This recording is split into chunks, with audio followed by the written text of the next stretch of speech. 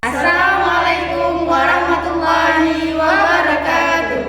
Kami dari kelompok 2 akan mempresentasikan hasil proyek basis data kami dengan judul Sistem Manajemen Perhotelan. Nah, sebelum itu kami akan memperkenalkan diri kami terlebih dahulu. Dimulai dari Saya bernama Najriyatul Mayasriza. Saya bernama Maya Sartika. saya Zahra bin Aulia. Saya Yela Gracia. Saya Soksilia Rahma Fikria. Selamat menyaksikan. Baik, di sini saya akan menjelaskan tentang analisa kasus. Yang pertama, sebuah hotel memiliki beberapa kamar seperti standar, deluxe, dan suite. Setiap kamar memiliki nomor unik, tipe kamar, harga per malam, dan status tersedia atau tidaknya.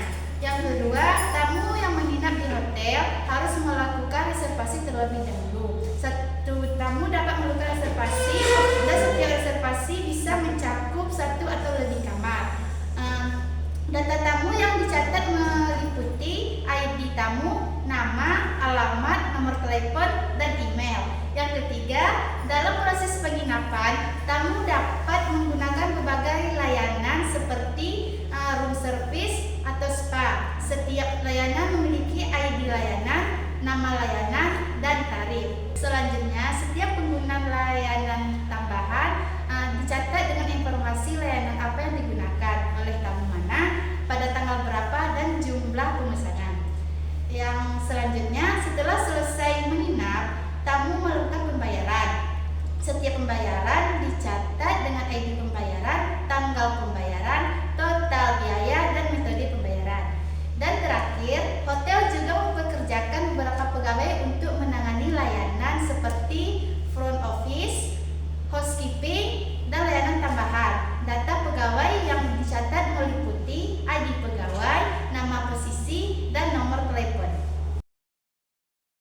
Di diagram PRT tersebut kita memiliki entitas, atribut, relasi, dan hubungan. Nah, di mana entitasnya adalah kamar yang memiliki atribut menginap dan memiliki. Terus yang kedua ada reservasi dengan atribut memiliki. Yang ketiga ada tamu dengan atribut membuat dan memesan. Terus yang keempat ada layanan dengan atribut memesan, dan yang terakhir ada pembayaran dengan atribut memiliki. Seperti gambar di atas, relasinya adalah tamu memiliki reservasi atau hubungannya itu one to many. Dengan relasi satu tamu memiliki banyak reservasi, begitu juga banyak reservasi dimiliki oleh satu tamu. Yang kedua ada reservasi memesan kamar, hubungannya one to many. Satu reservasi memesan satu kamar, tetapi satu kamar dapat dipesan oleh banyak reservasi yang berbeda waktunya. Yang ketiga ada reservasi dan pembayaran dengan hubungan one to one atau one to many. Satu reservasi mungkin memiliki satu atau beberapa catatan pembayaran dan tergantung pada kebijakan pembayaran hotel. Yang keempat ada memiliki kamar memiliki layanan dengan hubungan many to many. Jadi relasinya satu kamar dapat memiliki banyak layanan dan satu layanan tersedia di banyak kamar. Selanjutnya itu saya akan menyampaikan tentang normalisasi data. Normalisasi merupakan sebuah teknik dalam logical design sebuah basis data yang mengelompokkan atribut dari suatu relasi sehingga membentuk struktur relasi yang baik tanpa degradasi. Normalisasi proses membentukkan struktur basis data sehingga sebagian besar ambiguity bisa dihilangkan. Selanjutnya yaitu normalisasi data bentuk tidak normal atau UNF. Redundansi data informasi tentang tamu seperti nama, alamat, nomor telepon, dan email ditulis secara berulang untuk tamu yang sama. Misalnya Budi Santoso dengan ID tamu TAMM001. Informasi kamar seperti nomor kamar, tipe kamar, dan harga per malam juga bisa ditulis jika kamar yang dipesan untuk reservasinya yang berbeda. Selanjutnya itu ada perulangan grup. Untuk reservasi RES 001 dan RES 004 terdapat lebih dari satu layanan yang dipesan sehingga informasi layanan seperti ID layanan, nama layanan dan tarif layanan bisa ditulis secara berulang di dalam baris layanan. Nah, yang selanjutnya itu ada potensi anomali. Yang pertama itu ada penyisipan. Ketika kita ingin menambahkan informasi kamar baru, maka kita perlu membuat reservasi fiktif terlebih dahulu. Kemudian pembaharuan. Jika alamat Budi Santoso berubah, kita harus memperbaharui semua baris di mana dia tercatat. Selanjutnya itu ada penghapusan. Jika reservasi RES 003 dihapus, satu-satunya reservasi oleh Budi Santoso pada saat itu, meskipun dalam contoh ini ada reservasi lain, maka kita mungkin akan kehilangan informasi kontak Budi Santoso. Yang berikutnya itu ada bentuk tabel 1NF. Tabel tamu yang berupa tabel tamu, tabel kamar, tabel reservasi dan juga tabel pembayaran. Kemudian ada juga tabel layanan, tabel reservasi dan tabel reservasi layanan. Tabel tamu berupa informasi yang lebih spesifik tentang tamu sekarang berada dalam tabelnya sendiri. Kemudian tabel kamar merupakan informasi tentang kamar juga dipisahkan.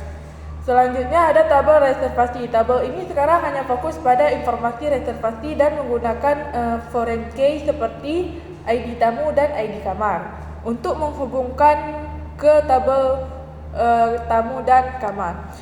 Kemudian tabel pembayaran. Informasi tentang pembayaran dipisahkan dan terhubung ke reservasi melalui foreign key ID reservasi.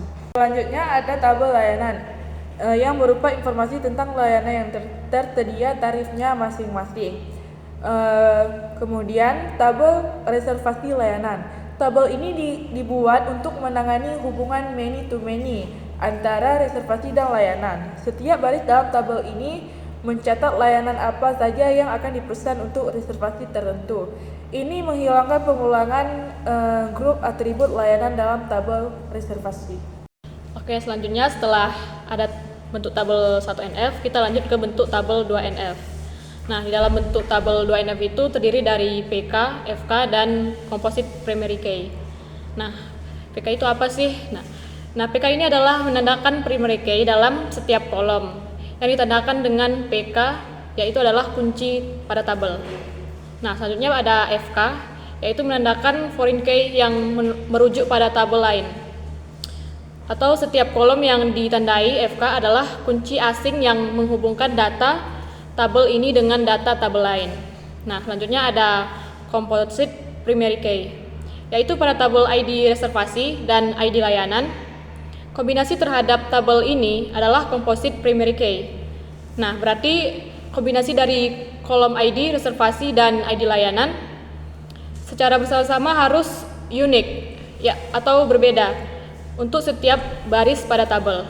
Nah, contohnya reservasi dengan ID RES 01 bisa memiliki layanan dengan ID LYN 001 dan LYN 002. Nah, tetapi tidak boleh ada dua baris yang persis sama dengan ID reservasi RES 001 dan ID layanan LYN 001. Nah, selanjutnya ada tabel 3NF. Nah, pada tabel 3NF ini struktur tabel dan isinya tetap sama seperti pada representasi 2NF. Kenapa? Karena transisi ke 3NF ini berkaitan dengan tidak adanya ketergantungan transitif antar atribut dan non-kunci dalam setiap tabel, dan kita sudah memastikan bahwa kondisi ini terpenuhi. Nah, jadi kenapa tabel 3NF tidak dibuat lagi? Karena pada tabel 2NF sudah terpenuhi. Selanjutnya saya akan menjelaskan tentang berbagai jenis entitas. Yang pertama, entitas kamar. Yang kedua, entitas reservasi. Yang ketiga, tamu. Yang keempat, layanan. Yang kelima, penggunaan layanan.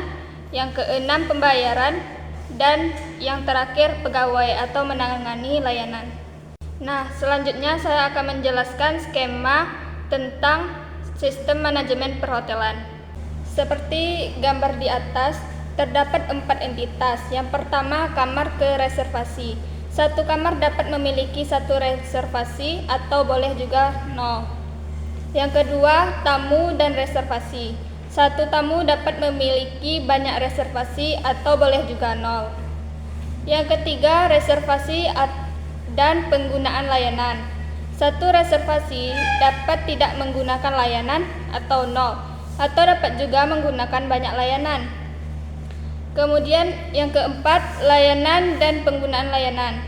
Satu layanan dapat tidak menggunakan reservasi manapun, atau dapat menggunakan banyak reservasi. Reservasi dan pembayaran. Satu reservasi dapat tidak memiliki pembayaran atau memiliki satu pembayaran.